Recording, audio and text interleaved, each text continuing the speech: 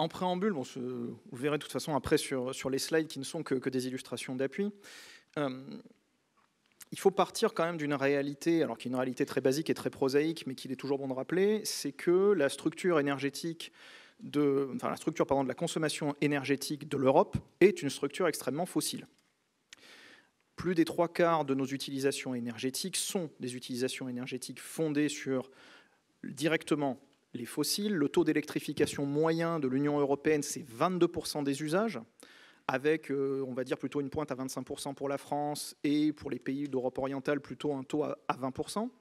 Et à l'intérieur même de cette électrification, quand on regarde, si on accepte le cas français avec l'usage très particulier de l'électronucléaire, quand on regarde à partir de quoi est faite cette électricité, c'est une électricité qui est elle-même très majoritairement issue de fossiles. Donc on va retrouver finalement ce triptyque relativement simple qui est pétrole, gaz, charbon. Je vais mettre un petit peu le charbon de côté pour me concentrer sur le pétrole et le gaz pour justement arriver sur la question de la dépendance des pays européens à la Russie. Quand on regarde un petit peu le mode de fonctionnement, il faut se rendre compte rapidement, et en se focalisant un petit peu sur le gaz, que le gaz qui avait été conçu historiquement comme une source d'énergie de sécurité, après le premier choc pétrolier de 1973, parce que le gaz était relativement abondant sur le territoire européen, Royaume-Uni, Pays-Bas, Norvège, et était devenu de plus en plus, au travers de l'évolution de l'exploitation et des exportations et importations gazières, un facteur de dépendance à la Russie, à tel point que, à l'aube justement de cette guerre, le premier fournisseur de gaz de l'Europe, c'est la Russie, pour un volume moyen de 40% à peu près. Mais cette situation globale européenne, elle recouvre aussi des situations particulières nationales qui elles-mêmes sont extrêmement différentes, avec justement des dépendances. Ah, voilà. Parfait, merci, on y arrive. Merci mon colonel. Avec, justement, je vais passer un petit peu rapidement. Donc vous voyez la Russie qui est quand même extrêmement dominante sur les approvisionnements gaziers de l'Union européenne et des situations nationales qui sont extrêmement différentes sur l'utilisation ou non du gaz dans certaines choses, dans la production électrique, dans les usages industriels, dans le chauffage des bâtiments ou ce genre de choses-là. Mais justement, pour aller un petit peu plus vite par rapport à ça et regarder un peu ce qui nous intéresse,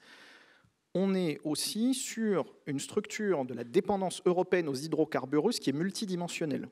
On parle de pétrole et de gaz. En réalité, on va recouvrir 3 phénomènes différents qui sont le pétrole brut, les produits pétroliers raffinés et le gaz naturel. Et suivant les États membres de l'Union européenne qu'on va regarder, cette dépendance existe ou n'existe pas, et existe ou n'existe pas vis-à-vis de l'un de ces 3 curseurs, ce qui explique aussi l'attitude qui parfois a été relativement différente, au-delà des orientations, on va dire, de politique étrangère de certains États membres, par rapport aussi à leur volonté d'être plus ou moins assertifs dans l'idée de prendre des sanctions sur la Russie, sur l'une ou l'autre de ses dépendances. Vous regardez que dans le cas français, par exemple, la dépendance gazière à la Russie est relativement faible, pour plusieurs raisons historiques. Déjà, le faible usage du gaz en France de manière globale, mais aussi le fait que la France a plutôt tendance à regarder vers d'autres partenaires et d'avoir une diversification plus forte que les pays d'Europe orientale qui, eux, sont victimes, entre guillemets, d'un double héritage qui est à la fois géographique et historique. Plus vous êtes près de la Russie, plus vous avez tendance à acheter du gaz en Russie, parce qu'il est moins cher. Et si vous êtes un pays qui a fait partie du bloc de l'Est à l'époque de la guerre froide, il y a eu justement, on va dire plutôt l'habitude historique d'une création de réseaux et d'une mise en place de systèmes d'exportation depuis la Russie vers ces pays-là. Donc cette dépendance, quand on va la regarder de manière un petit peu géographique, plus on va s'éloigner de la Russie, plus elle va être mécaniquement faible, ce qui va donc avoir un certain nombre d'impacts qui sont relativement différenciés et donc de velléité, on va dire, de manière globale géopolitique de certains États d'être, une fois de plus ou moins assertifs vis-à-vis de la Russie. Mais là où je veux insister, c'est que jusqu'à présent, on était quand même sur un phénomène énergétique, gaz, pétrole, produits pétroliers, qui est un phénomène très continental, là aussi, notamment pour des raisons économiques. Donc on peut dire que finalement, quand on regarde un petit peu la photo européenne des approvisionnements énergétiques avant le début de cette guerre, on est sur quelque chose qui effectivement est, pour des raisons économiques et de facilité globale, très continentalisé et où donc la Russie a une place extrêmement forte. Et du coup, comment on a pu finalement remplacer les hydrocarbures russes, par quelles sources et ces sources-là, donc là on a vu on avait une dépendance énergétique vis-à-vis de la Russie. Est-ce que les nouvelles sources nous créent aussi de nouvelles dépendances ? Alors justement, ça a été bien évidemment cette décontinentalisation, j'allais dire, plus subie que désirée, finalement, un problème relativement complexe. Quand on regarde, on se positionne en juillet 2021 et qu'on regarde justement sur les 3 facteurs que je vous ai donnés, les approvisionnements européens de manière globale, on se rend compte que justement cette zone Russie-CEI, alors je ne m'étends pas forcément de manière très importante sur la manière dont on va dire ce complexe Russie-CEI fonctionne, mais ce qu'il faut comprendre, c'est que la plupart des pays d'Asie centrale ex-soviétique n'ont pas les moyens d'exporter vers l'Europe sans passer par le territoire russe. Donc c'est pour ça que j'inclus les deux volontairement dans mon analyse. On se rend compte de l'extrême poids, justement, de cette région-là par rapport, justement, aux autres régions du monde. Si on fait une analyse, non pas glissante sur 12 mois, mais la comparaison entre la photo de juillet 2021 et la photo de juillet 2022 sur les approvisionnements, là aussi sur ces 3 paramètres-là,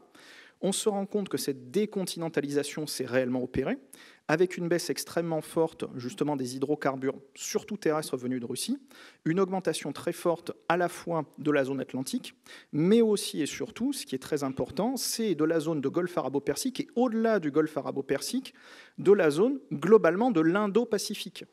où on voit vraiment des choses, alors qui sur justement cette carte-là sont un peu en trompe-l'œil. Vous voyez par exemple que de l'Inde, on est à plus 2,2%.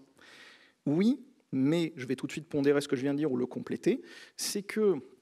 justement, la dépendance qu'on avait vis-à-vis de la Russie, je vous l'ai dit, elle était de 3 natures. Gaz, pétrole, produits pétroliers. Substituer du pétrole brut pour du pétrole brut, ce n'est pas forcément excessivement compliqué. Substituer du gaz pour du gaz, ce n'est pas forcément excessivement compliqué. Là où a été le véritable problème qu'en France, nous avons énormément ressenti, notamment sur la question des produits pétroliers à destination du grand public, à commencer par le diesel, ça a été la substitution, non pas d'une ressource, mais d'une ressource transformée suivant une norme technologique.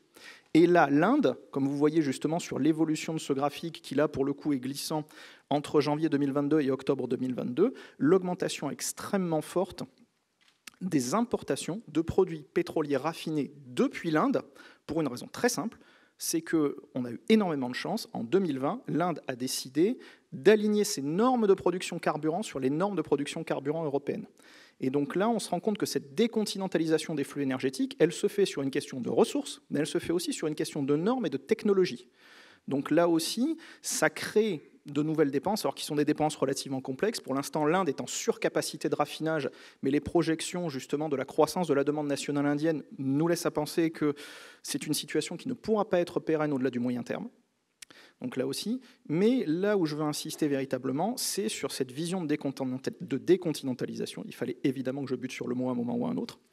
Quand on regarde les approvisionnements gaziers français en 2020, on se rend compte là aussi qu'ils sont très continentalisés. Si on regarde en octobre 2022, la décontinentalisation, là pour le coup c'est opéré, avec l'arrivée, une fois de plus, je vous parlais de cette entrée de l'Indo-Pacifique de manière très forte, justement, l'importance du Qatar, acteur mineur en 2020, qui devient en 2022 un acteur important, à la fois pour la France et à la fois pour l'Europe. Est-ce que ça va créer de nouvelles dépendances? Ça va en tout cas rendre certaines régions qui sont déjà des régions stratégiques plus complexes ou qu'il faudra appréhender différemment. Je prends le cas par exemple de la Méditerranée orientale, où là on se rend compte qu'il y a disponibilité de ressources, volonté de certains acteurs de développer des capacités, volonté de l'Union européenne de s'y intéresser de plus en plus. Et là aussi, pour terminer, on se rend compte qu'on est vraiment dans cette vision d'une décontinentalisation vers cette zone indo-pacifique, mais qui en réalité est une zone indo-pacifico-méditerranéenne, et où là, quelque part, la maritimisation du flux énergétique se trouve renforcée parce que justement, il faut rapidement trouver cette alternative au continent européen, à l'est du continent européen avec la Russie en tout cas, et où donc on est obligé d'aller regarder des situations stratégiques multiples, plus complexes parfois, et où l'échange en fait, d'un partenaire vis-à-vis d'un autre partenaire risque de créer de nouvelles chaînes de dépenses et donc de nouvelles complexités géoéconomiques.